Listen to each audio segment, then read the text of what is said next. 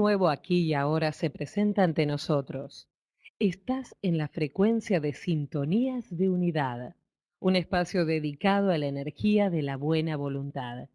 Nos unimos para compartir cómo el proyecto jerárquico es llevado a cabo por los seres humanos. Reconoceremos que el arquetipo de amor se realiza en todos a través del servicio, en cualquiera de los campos de la vida social humana. Actualmente, el planeta atraviesa una profunda crisis de transformación y la humanidad puede y debe ser un agente de esa transformación a través del servicio desinteresado. Reflexionando unidos, descubriremos y aprenderemos a reconocer y a emplear la energía de la buena voluntad. Recorreremos la obra de servidores de todas partes del mundo que nos hablarán de los diversos recorridos en los caminos de la evolución del alma. Gracias por escuchar y compartir Sintonías de Unidad.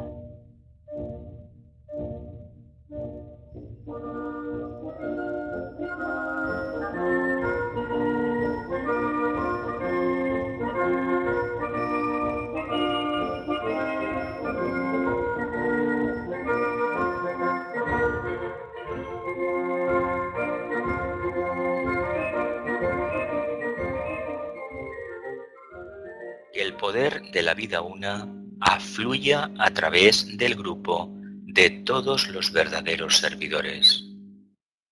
Que el amor del alma una caracterice la vida de todos los que tratamos de ayudar a los grandes seres. Que cumplamos nuestra parte en el trabajo uno mediante el olvido de nosotros mismos, la inofensividad y la correcta palabra.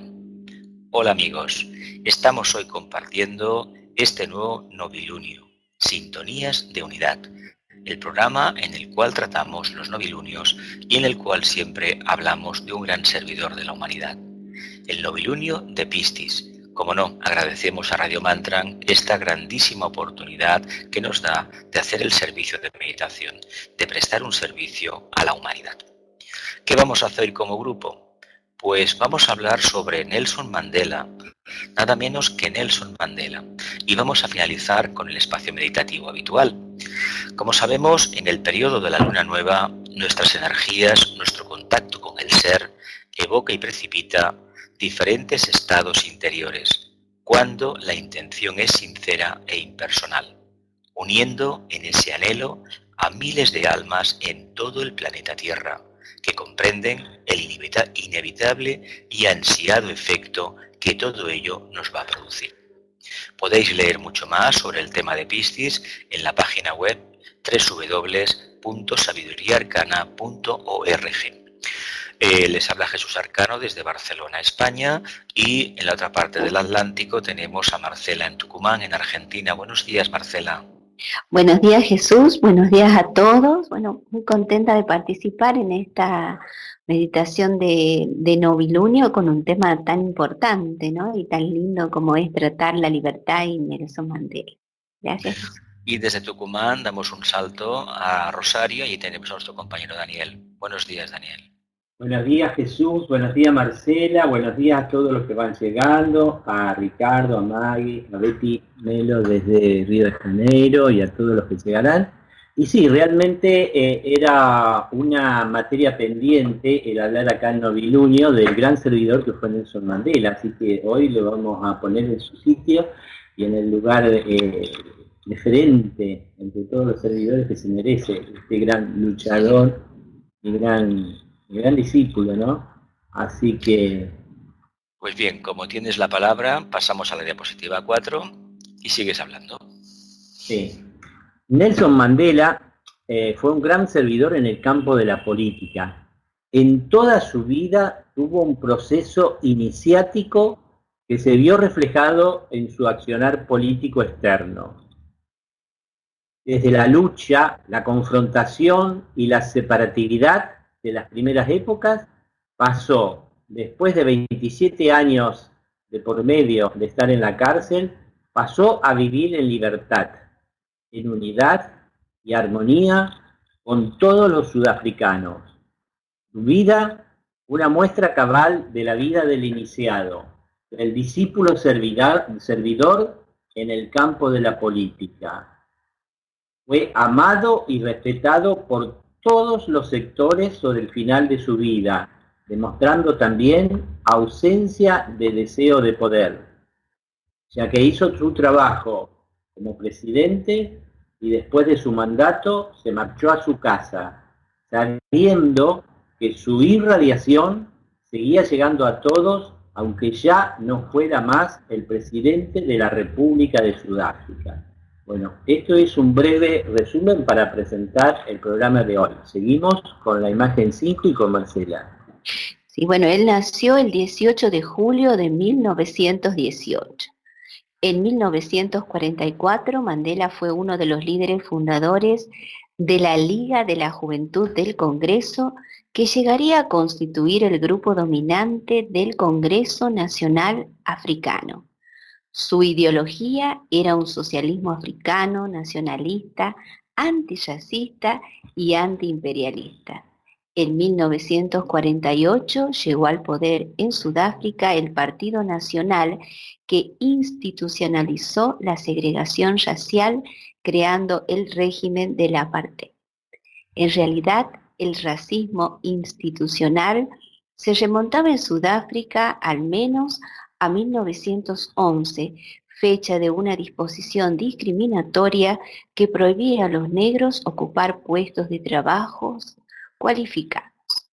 Numerosas medidas promulgadas en décadas siguientes, 36 en total, habían llevado ya, por poner un solo ejemplo, a la exclusión de negros y mestizos del censo electoral. Bajo la inspiración de Gandhi, el Congreso Nacional Africano propugnaba métodos de lucha no violentos. La Liga de la Juventud del Congreso, presidida por Mandela en 1951-1952, organizó campañas de desobediencia civil contra las leyes segregacionistas. En 1952, Mandela pasó a presidir la Federación del Congreso Nacional Africano de la provincia sudafricana de Transvaal, al tiempo que dirigía a los voluntarios que desafiaban al régimen. Se había convertido en el líder de hecho del movimiento. La represión produjo 8.000 detenciones, incluyendo la de Mandela, que fue confinado en Johannesburgo. Allí estableció el primer bufete de abogados negros de Sudáfrica. Paulatinamente había ido abandonando su postura africanista y adoptado la ideología del humanismo internacionalista, que sostendría durante toda su vida. En 1955, cumplidas sus condenas, reapareció en público, promoviendo la aprobación de una Carta de la Libertad, en la que se plasmaba la aspiración de un Estado multirracial, igualitario y democrático, una reforma agraria y una política en el reparto de la riqueza. El endurecimiento del régimen racista llegó a su culminación en 1956, con el plan del gobierno de crear 7 reservas, territorios marginales supuestamente independientes, en los que se pretendía confinar a la mayoría negra, que representaba más del 70% de la población. El Congreso Nacional Africano respondió con manifestaciones y boicoteos que condujeron a la detención de la mayor parte de sus dirigentes. Mandela fue acusado de alta traición, juzgado y liberado por falta de pruebas en 1961. Durante el juicio tuvo lugar la matanza de Sharpeville, en la que la policía abrió fuego contra una multitud desarmada que protestaba contra las leyes racistas, matando a 69 manifestantes. Esto aconteció en 1960. La matanza aconsejó al gobierno declarar el estado de emergencia.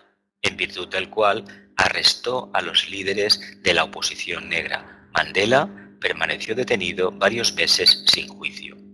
Aquellos hechos terminaron de convencer a los líderes del Congreso Nacional Africano de la imposibilidad de seguir luchando por métodos no violentos que no debilitaban al régimen y que provocaban una represión igualmente sangrienta. En 1961, Mandela fue elegido secretario honorario del Congreso de Acción Nacional de toda África, un nuevo movimiento clandestino que adoptó el sabotaje como medida de lucha contra el régimen de la recién proclamada República Sudafricana. Se encargó asimismo de dirigir el brazo armado del Congreso Nacional Africano, la Lanza de la Nación. Su estrategia se centró en atacar instalaciones de importancia económica o de valor simbólico, excluyendo atentar contra vidas humanas. En 1962 viajó por diversos países africanos recaudando fondos, recibiendo instrucción militar y haciendo propaganda de la causa sudafricana. A su regreso, Mandela fue detenido y condenado a 5 años de cárcel. Prisionero durante 27 años, de 1963 a 1990, y en penosas condiciones, el gobierno de Sudáfrica rechazó todas las peticiones de que fuera puesto en libertad. Nelson Mandela se convirtió en un símbolo de la lucha contra el apartheid, en una figura legendaria que representaba el sufrimiento y la falta de libertad de todos los negros sudafricanos. En 1984, el gobierno intentó acabar con tan incómodo mito. Ofreciéndole la libertad, se aceptaba establecerse en una de las reservas bantustanes, a los que el régimen había concedido una ficción de independencia. Mandela rechazó el ofrecimiento. Durante aquellos años, su esposa Winnie simbolizó la continuidad de la lucha, alcanzando importantes posiciones en el Congreso Nacional Africano. Finalmente, Frédéric de Klerk, República por el Partido Nacional, hubo durante la evidencia en enero de 1909 al Congreso Nacional Africano, que se convirtió en principal interlocutor para negociar el apartheid, transición multirracial. Pese a la complejidad del proceso, ambos supieron culminar exitosamente las negociaciones. Mandela y de Klerk compartieron el Premio Nobel de la Paz en 1993. Las elecciones de 1994 convirtieron a Mandela en el primer presidente negro de Sudáfrica, mandato de 1994 a 1999. Desde ese cargo puso en marcha una política de reconciliación nacional, manteniendo a de Klerk como vicepresidente. De Klerk era blanco, se recuerdan, y tratando de atraer hacia la participación democrática al díscolo partido Inkatha, de mayoría zulú. El líder de los zulú también fue vicepresidente.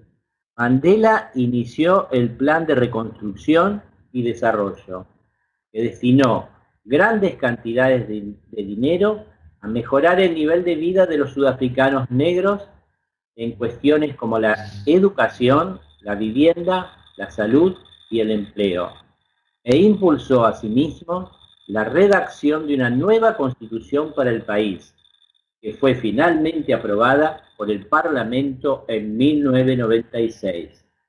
Un año después, se dio la dirección del Congreso Nacional Africano a Thabo Mbeki, destinado a convertirse en su sucesor en la presidencia. Hecho que realmente ocurrió porque fue el vencedor de las elecciones de junio de 1999.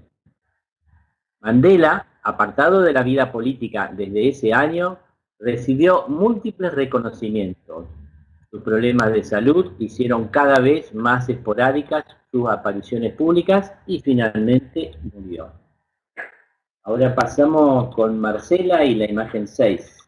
Sí, para leer unos párrafos sobre la libertad interior de Krishnamurti. Y no puede uno tener libertad interior dejando intactos los vínculos exteriores. Y dice Krishnamurti, sí, pero a lo largo de ese camino aguardan la decepción, el autoengaño, la astucia, la hipocresía, a menos que seamos supremamente inteligentes y estemos constantemente alertas. Pero en la actualidad, nuestra forma de vivir en este mundo consiste en que cada uno persigue su propia libertad, su propia expresión, su propia realización, su propio camino a la iluminación, sea esta lo que fuere. Cada cual tiene su propia forma particular de religión, superstición, creencia, fe y todo lo que eso conlleva como la autoridad jerárquica, ya sea esta religiosa o política. De manera que tenemos muy poca libertad y esa palabra está siendo empleada con tanta facilidad por todo psicópata y por todo ser humano, ya vive en Rusia o en el llamado mundo democrático, porque consciente o inconscientemente, todo ser humano necesita libertad interior. Necesita poseer esa cualidad de dignidad, de amor, al igual que todo árbol en el mundo precisa de libertad para crecer. Uno considera la libertad únicamente como libertad de movimiento, ya sea movimiento físico o de pensamiento. Al parecer, uno siempre busca la libertad en la superficie, el derecho de desplazarse de aquí para allá, de pensar lo que guste, de hacer lo que quiera, de elegir, de perseguir más vastas experiencias. Es evidente que esta es una libertad muy limitada que conlleva cantidad de conflictos, violencias y guerra. La libertad interior es algo totalmente distinto. Cuando hay libertad profunda y fundamental, la cual no tiene sus raíces en la idea, sino en la realidad, entonces dicha libertad abarca todo movimiento, todas las empresas del hombre. Sin esta libertad, la vida siempre será una actividad circunscripta dentro de los límites del tiempo y el conflicto. Seguimos con Jesús y unas palabras de Xiomara. Exactamente. Dice, miedo y soledad son meras palabras, y no los fenómenos o hechos reales que intentan expresar. Entre estas dos palabras no hay conexión alguna cuando el Homo sapiens funciona como un ser inteligente. En el momento en que la mente se queda en silencio, estamos fuera del tiempo y experimentamos el estado de libertad psicológica. En el momento de libertad y soledad interior, nos encontramos con la eternidad, que ennoblece y transforma de un modo radical la mente entera, ahora creativa.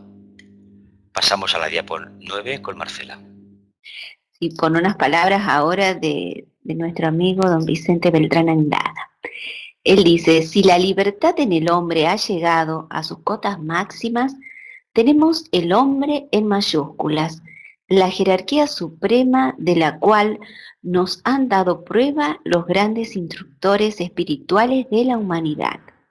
No para seguir fatalmente las huellas de los pasos de los grandes hombres, sino para comprender por la experiencia del contacto que nosotros también tenemos la libertad, ese sentido inmanente de la ley justa en nosotros, y que por lo tanto también estamos llegando a ciertas cotas dentro de nosotros mismos que nos cualifican mucho y muy profundamente en el sentido de la libertad.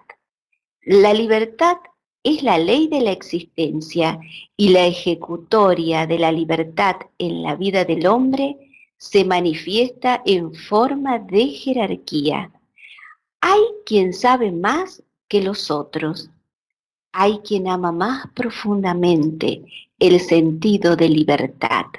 Se puede manifestar de muchas maneras, pero jamás ofenderá la razón del hombre y jamás le encadenará a principios, dichos religiosos que ofusquen esta libertad y encadenen al ser dentro de los estrechos límites de la tradición o del condicionamiento.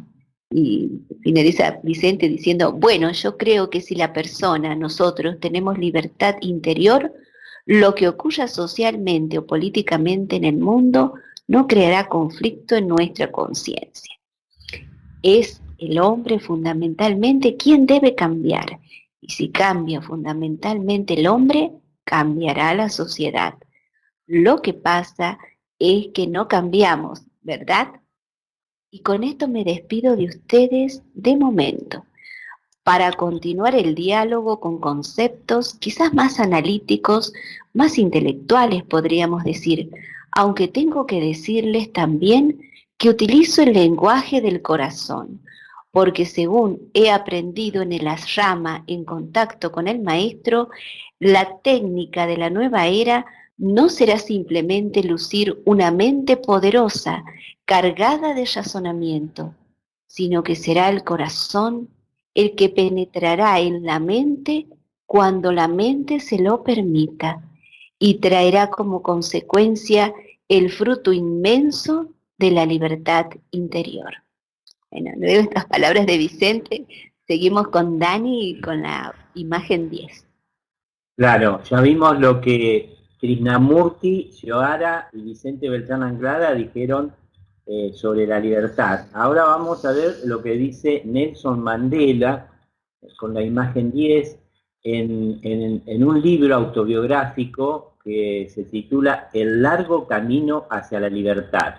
Y ahí sobre el final del libro, Mandela dice lo siguiente, después de haber vivido la vida que vivió y que ya leímos antes, él dice, cuando salí de la cárcel, esa era mi misión, liberar tanto al oprimido como al opresor. Hay quien dice que ese objetivo ya ha sido alcanzado, pero sé que no es así. La verdad es que aún no somos libres, solo hemos logrado la libertad de ser libres, el derecho a no ser oprimidos. No hemos dado el último paso, sino el primero de un camino aún más largo y difícil. Ser libre no es simplemente desprenderse de las cadenas, sino vivir de un modo que respete y aumente la libertad de los demás. La verdadera prueba de nuestra devoción por la libertad no ha hecho más que empezar. He recorrido un largo camino hacia la libertad. He intentado no titubear. He dado pasos en falso en mi recorrido. Pero he descubierto el gran secreto. Tras subir a una colina, uno descubre que hay muchas más colinas detrás. Me he concedido aquí un momento de reposo para lanzar una mirada hacia el glorioso panorama que me rodea, para volver la vista atrás hacia el trecho que he recorrido, pero solo puedo descansar un instante, ya que la libertad trae consigo responsabilidades y no me atrevo a quedarme rezagado. Mi largo camino aún no ha terminado. Bueno, hasta aquí los textos que hemos elegido para hoy, para reconocer a Nelson Mandela en su largo camino hacia la libertad. Y ahora podemos iniciar una charla acá con los amigos. Y a mí me hace la idea de que Nelson Mandela, además de su historia que hemos leído, su historia exterior, podríamos decir, él en la cárcel, en su largo encarcelamiento, él hizo un proceso de evolución espiritual que lo elevó muy profundamente y eso está indicado en cómo él más o menos procedía con el Consejo Nacional Africano y la lucha, y cómo cuando él salió tenía la meta, como dice aquí en lo último que leímos, liberar tanto al oprimido como al opresor, es decir, se sentía unido a todos los sudafricanos.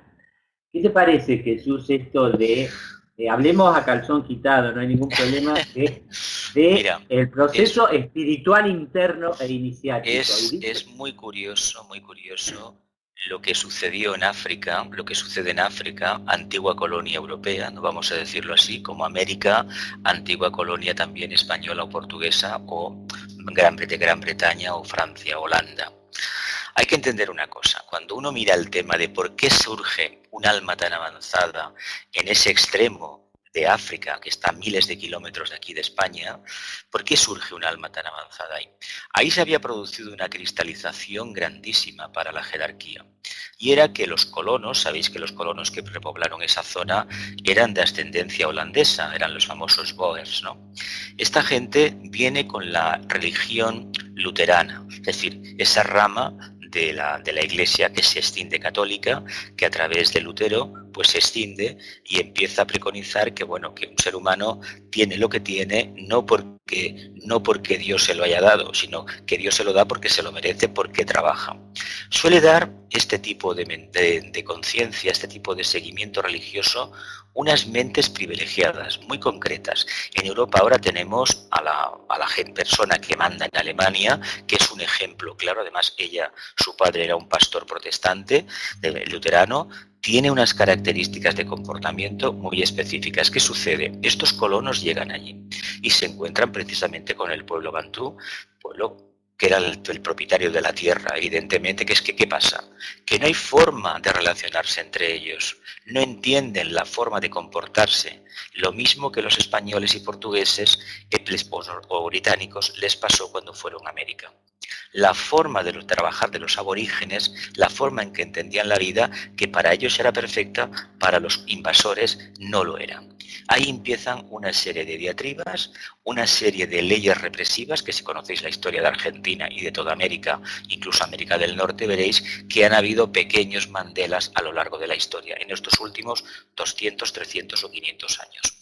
¿Qué quiere decir esto? Que en un momento determinado, una alma muy avanzada, a través de un proceso de búsqueda interior, que no es tanto la lucha que él hizo como activista político y social, y en un momento determinado, antes de convertirse en esa figura que está prisionera, que nadie sabe por qué lo está, pero era una molestia para el régimen de Sudáfrica, del apartheid, y como no lo podían matar porque se sabría perfectamente que lo han matado, ¿qué hicieron? Lo guardaron en la cárcel esperando que se muriera. Mira por dónde él aprovecha para estudiar, me parece que hizo 1 o 2 carreras, acabó Derecho y alguna cosa más en la cárcel. Un caso bastante interesante, pero es que además inició un proceso de manifestación iniciática. ¿Cómo lo hizo? Más que nada por el resultado. Se dice por ahí en alguna parte, algún astrólogo norteamericano lo ha dicho,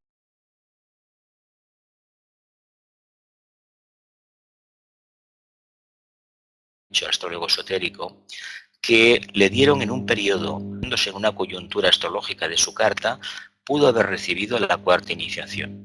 Nos debemos quedar solamente con una cuestión: el comportamiento que él tiene. No es que le dieran el premio Nobel, le dan el premio Nobel básicamente porque a nivel internacional había gobiernos que oficialmente no aceptaban el apartheid, sin embargo comerciaban con el régimen del apartheid. Entonces la recompensa es este premio para tapar una vergüenza de omisión, un pecado de omisión que la mayoría de países europeos habían mantenido respecto, y sobre todo de Estados Unidos, con respecto al régimen del apartheid. Por un lado decían que no y por otro lado comerciaban. Por lo tanto, eso no era real. Y él, lo importante que nos debe quedar es que sale de la cárcel con una característica que es digna de un discípulo iniciado. Sale sin rencor, es decir, lo pasado ha pasado, me ha servido para crecer espiritualmente, me ha servido para expresar mi verdadera conciencia, he conseguido un cambio, he tenido un título político de presidente de la nación, yo he cumplido con mi papel, yo me retiro y a partir de ahora continuaré mi camino. Hemos de aprender de él una cosa, la tenacidad, la constancia. Pensemos una cosa, fue un proceso muy largo, se tuvo que separar de su mujer, que al final fue detenida, acusada de asesinato, etcétera, etcétera. La situación karmática en Sudáfrica era horrorosa, horrorosa. Tenemos referencias de lo que sucedía en los estados del sur, en Estados Unidos, en los años 60, eso que hemos visto, y 50, eso que hemos visto que en una ciudad, no sé qué, no recuerdo el nombre cuál era ahora, que una ciudadana de color se negó a estar de pie y se sentó en los asientos de los blancos, y el proceso que se removió. Y Estados Unidos, la primera potencia mundial por ahora, en los años 60 su Tribunal Supremo, que es el constitucional, el máximo órgano jurídico, reconoció, es decir, hace 40 y tantos años, 50 años, que los negros tenían los mismos derechos que los blancos. Fijaos, una potencia como esa, 4 años antes o 5 de llegar a la Luna, reconoce la igualdad de los ciudadanos de su país. Fijaos cómo le vamos a pedir a Sudáfrica o a otros países del mundo que hagan un salto cuántico de esa naturaleza. Es un proceso muy lento. Pero a mí personalmente me llama la atención de Mandela porque acordémonos que los grandes de la música, los Beatles y todos los grandes de la época de los 60, 70 apostaron por él. ¿Por qué? Porque era una imagen del clásico pacifista que era de acuario, pero que no quiere decir que no esté haciendo nada, está plenamente activo, porque él meditando, porque además parece ser que aprendió a meditar y hizo estudios esotéricos en la cárcel, con lo cual esto, es para hacerle un monumento, pero sobre todo tengámoslos como estímulo a nivel personal en todas partes del mundo. Sí, Jesús, tú has dicho que él puede haber recibido la tercera y la cuarta iniciación. Para los oyentes que no tienen conocimiento esotérico, la tercera iniciación marca cuando un ser humano tiene un perfecto control de su cuerpo físico, su cuerpo emocional, su cuerpo mental inferior, es decir, de toda su personalidad. Cuando se pasa a la tercera ya no hay vuelta atrás, se cumple la ley. Y la cuarta iniciación es la de la crucifixión, es decir, entregar la vida por la causa espiritual, la evolución de la humanidad si fuera necesario, ¿no? Como el ejemplo máximo del Cristo, acá él entrega su vida y si lo tienen detenido 27 años, él seguirá ahí detenido, pero seguirá firme a los ideales, ¿no? Y entonces ahora vamos a dejar hablar a Marcela. ¿Y qué te parece, Marcela, esto de que Mandela, que nos ha dicho Jesús, y que yo concuerdo, Sí. de que Mandela puede haber recibido la tercera y la cuarta iniciación estando en la cárcel, ¿no? Y la relación esto con la libertad interior. Sí, mira, Dani, lo que me impresiona o me llama mucho la atención, ¿no? Es que dentro de ese proceso de privación de la libertad ya se iba gestando, ¿no? Dentro de él la libertad interior. Entonces, que él haya estado dentro de ese proceso interno que después trae, como ustedes han explicado, la iniciación, me parece que esa transformación interna que proviene también del silencio, de poder ver objetivamente situaciones, o sea, todo un trabajo de maduración interna, ¿no? Ese germen de la libertad que seguramente interior ya estaba en él y empieza como a madurar y a florecer durante todo este proceso interno, creo que es algo que nos lleva a nosotros mismos, ¿no? Pensar o tratar de percibir qué es realmente la libertad y también que surgiendo esta libertad interior se genera en él algo que has leído que decía en el libro, la responsabilidad, ¿no? Que tenía cosas para hacer. Entonces, esas dos palabras, ¿no? La libertad, la responsabilidad, el poder, ¿no? Que surge de la liberación individual, creo que es un ejemplo para cualquier buscador o sincero aspirante, o para cualquier persona que se vea dentro de ciertas limitaciones, ¿no?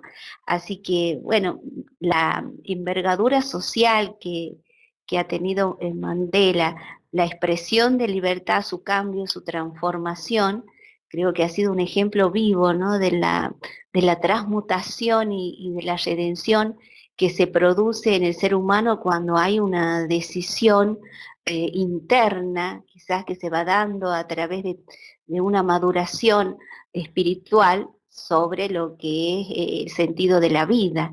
Y quizás él pudo haber experimentado, porque esto no dice en ningún lado, pero de acuerdo a la experiencia espiritual general, ¿no? Del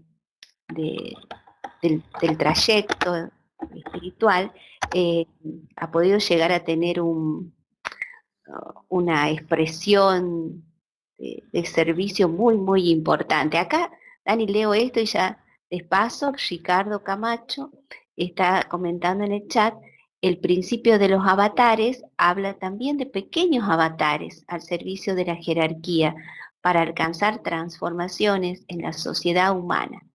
Y así fue Mandela, dice. Así que bueno, gracias Ricardo por tus comentarios. Y quisiera que Claudio pusiera la diapo 11.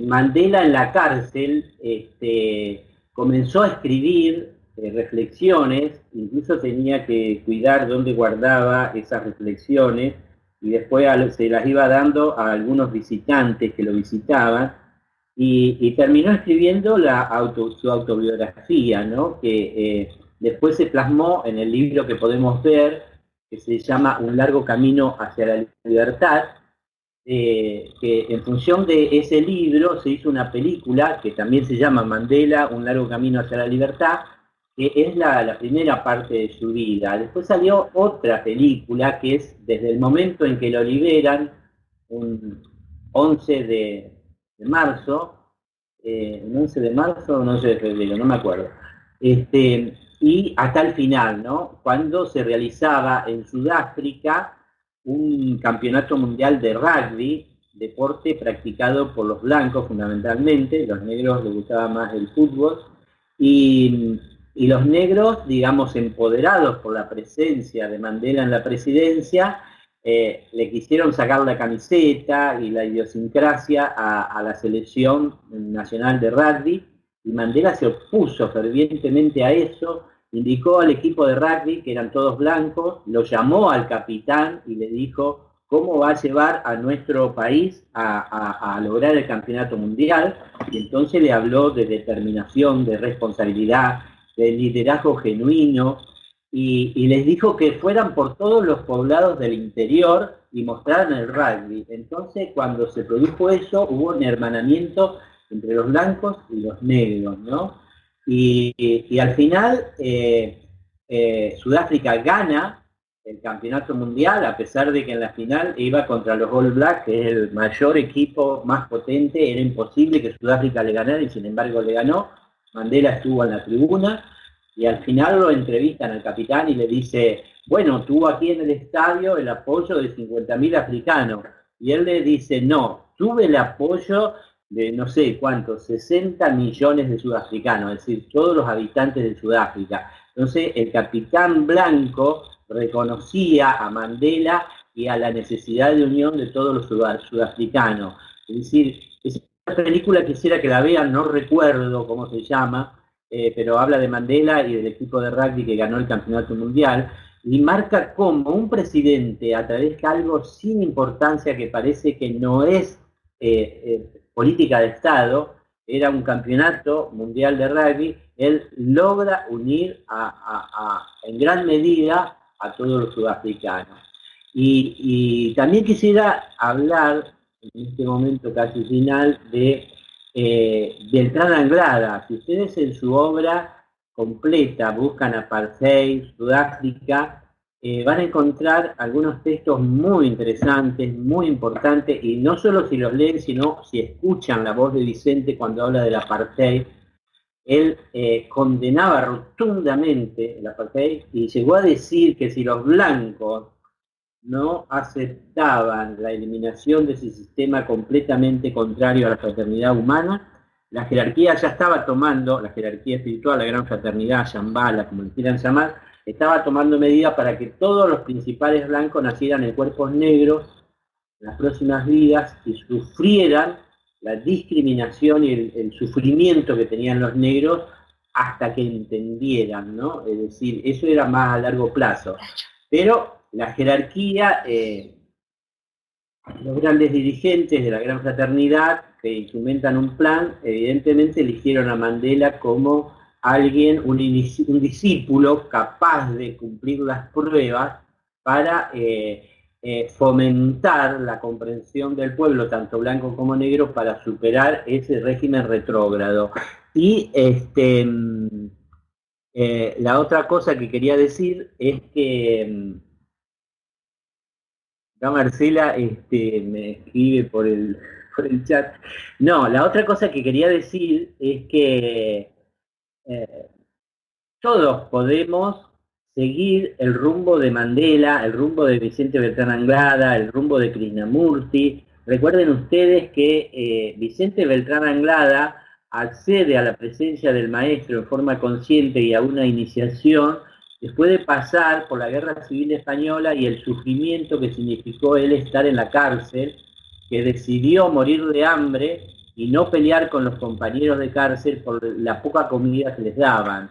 Entonces esas actitudes en situaciones donde hay mucho sufrimiento y son situaciones de vida muy difíciles es cuando más se aprende y es cuando se pasan las pruebas interiores que nos llevan a la libertad y a la iniciación. Y que no nos quejemos si tenemos situaciones difíciles en nuestras vidas, sino que sepamos aprovecharlas. Es decir, el estar meditando en la montaña sin que nadie nos molesta, bueno, podremos tener un aprendizaje de lo que es la meditación, pero tal vez no logremos pasar las pruebas que nos llevan hacia la iniciación. Y todo discípulo que está preparado tiene en su vida pruebas muy intensas que habrán de catapultarlo hacia la libertad interior, ¿no? Como ocurrió con Mandela. Y bueno, eso es lo que quería decir, y pienso que ya no tenemos más tiempo, así que vamos a ir al espacio meditativo con Jesús, y después si queda algo, algunos minutitos, le redondeamos. ¿Qué les parece? Perfecto. Bien, nos preparamos, hacemos un profundo silencio. Aquietamos el vehículo físico, calmamos el emocional, aclaramos la mente y en la presencia del ser permanecemos. Que el poder de la vida una afluya a través del grupo de todos los verdaderos servidores. Que el amor del alma una caracterice la vida de todos los que tratamos de ayudar a los grandes seres. Que cumplamos nuestra parte en el trabajo uno mediante el olvido de nosotros mismos, la inofensividad y la palabra correcta. Emitimos una vez la palabra sagrada.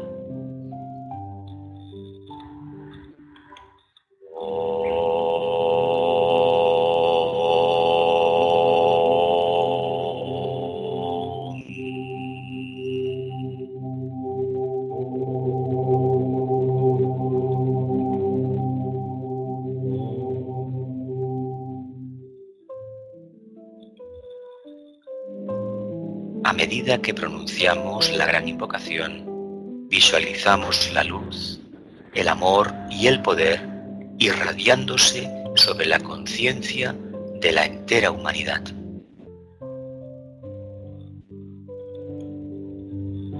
Desde el punto de luz, en la mente de Dios, que afluya luz a las mentes de los hombres, que la luz descienda a la tierra.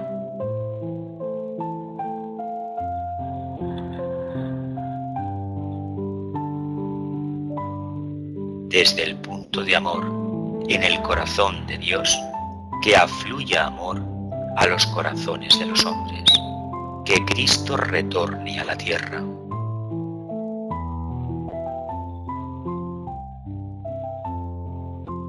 Desde el centro, donde la voluntad de Dios es conocida, que el propósito guíe a las pequeñas voluntades de los hombres, el propósito que los maestros conocen y sirven.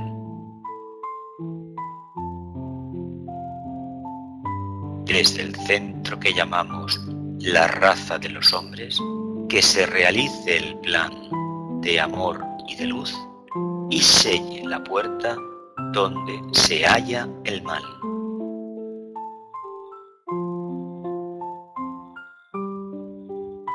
Que la luz, el amor y el poder restablezcan el plan en la tierra.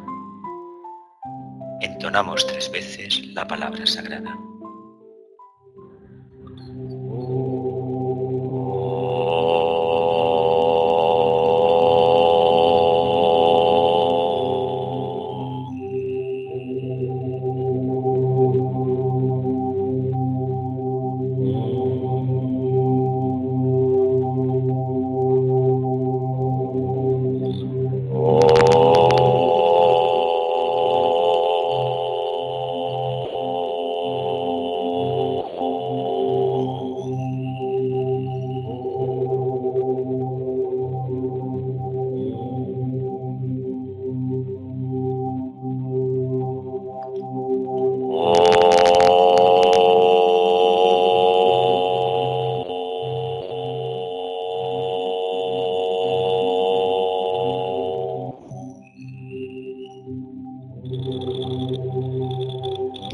Gracias, Jesús, por guiarnos en estos mantras. Y queremos invitarlos a que escuchen y participen del programa Sirviendo a la Humanidad todos los días miércoles a las 13 horas de Argentina, por aquí, por Radio Mantra FM. El tema del próximo programa será el poder de la irradiación.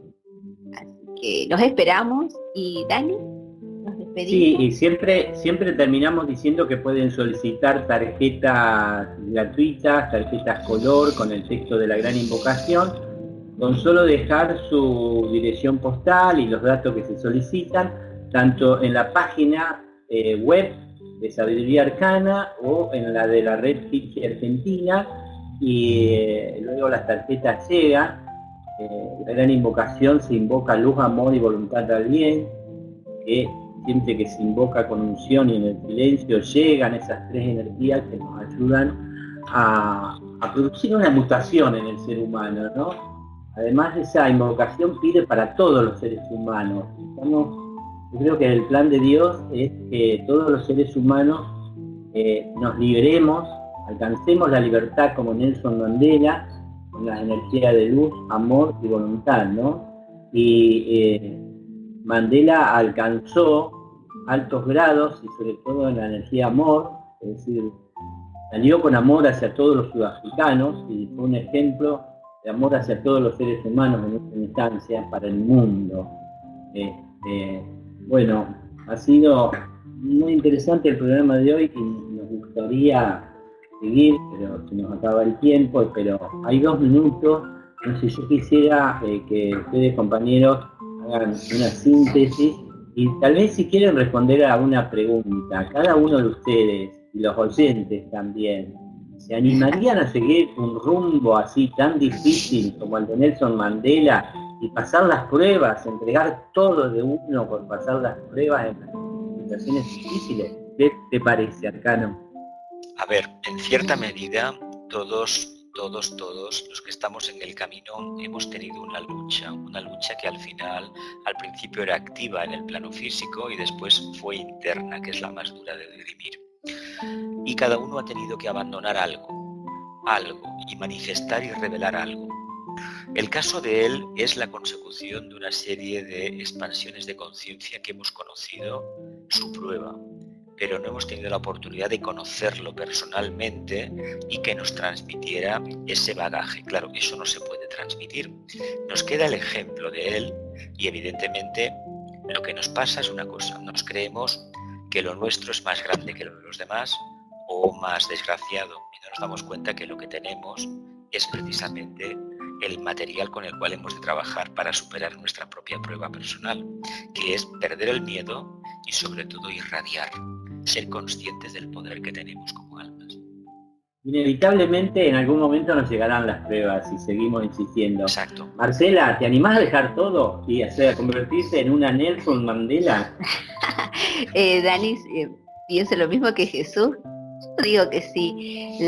Lo que creo es que las pruebas, bueno, nos corresponden. Todos tenemos muchísimas pruebas que pasar durante el transcurso de nuestra vida y creo que a medida que se va desarrollando, de alguna manera vamos trabajando con esa libertad interna, cuando va surgiendo el amor, la conciencia va cambiando completamente y surge esa conciencia del corazón, donde uno mira todos los acontecimientos de la vida de una manera completamente nueva. Entonces esas pruebas que antes nos daban mucho miedo, lo que podríamos decir así, van precipitándose naturalmente en la vida del discípulo. La cuestión es estar así, ¿no? Dispuestos diría, a lo que se proponga, ¿no? El maestro y sencillamente servir, tratar de ser libres y amar, que vayan surgiendo los bienes inmortales, ¿no?